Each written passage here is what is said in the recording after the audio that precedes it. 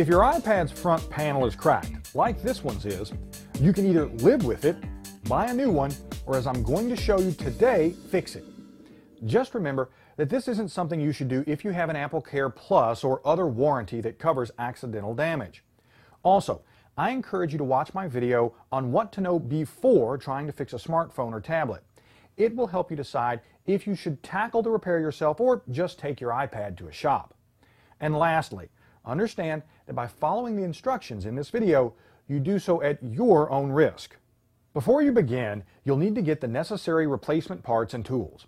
Now, on this iPad, we're replacing just the front panel, not the LCD, and we'll be reusing the home button and metal camera bracket from the old panel.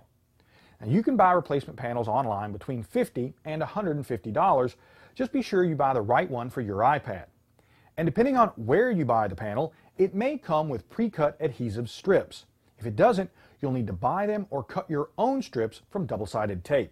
As for tools, you'll need a hairdryer or heat gun, a few thin metal blades, several plastic spudgers, guitar picks, or plastic case opening tools, and a Phillips 00 screwdriver. Again, you can pick these up online if you don't have them. Lastly, I'll be replacing the panel on an iPad 2, but the same basic steps can be used on the iPad 3. The first step is to back up all the iPad's data using iCloud or iTunes, just in case something goes wrong. With that done, you can begin removing the cracked panel by heating its edges with a hairdryer or heat gun. This loosens the adhesive that holds the panel to the case. Heat a small area of the panel until you can easily insert a thin tool between the panel and the case and gently pry them apart.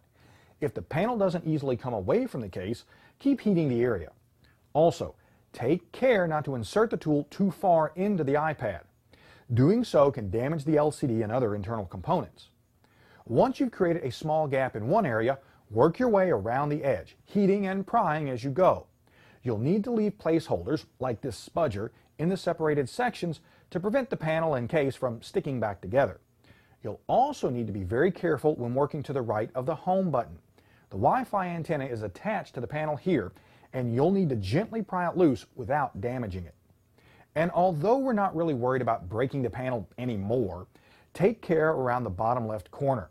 The panel's digitizer cable is located here, and you don't want to damage any other internal components by carelessly yanking it loose. With the panel separated from the case, we need to disconnect it from the main circuit board. Unfortunately, the connector is located under the LCD, so remove the display's 4 Phillips screws and lift it away from the case, holding it along the right edge and folding it over along the left.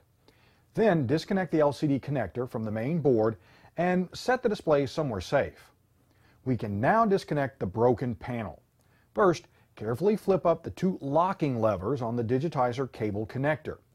As you remove the cable from the connector, you'll need to gently peel it away from the main board's metal shielding.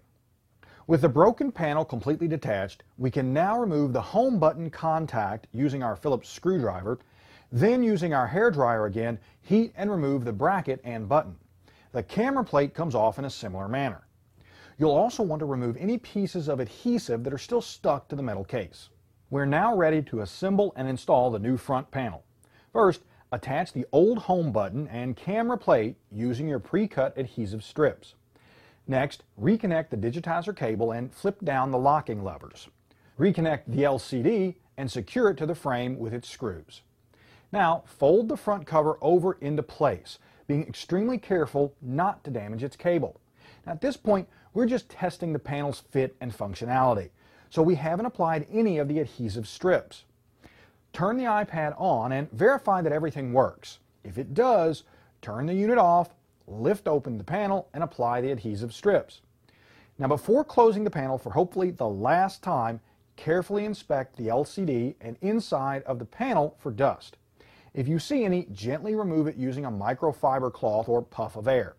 Avoid touching the inside of the panel's viewing area or the LCD with your fingers or anything else that might damage these surfaces. Once you're sure both surfaces are clean, fold the front panel back onto the metal case and press firmly but gently along the edges. After removing the front panel's protective film, the fix is complete. Now, I'm not going to lie, this is a tough fix, but if done right, it can breathe new life into a broken iPad. Now, if you have questions about this fix or any of my cracking open videos, you can contact me through Twitter. And to see more teardown photos of the iPad and other tech gadgets, go to techrepublic.com/crackingopen. For CNET and Tech Republic, I'm Bill Detweiler.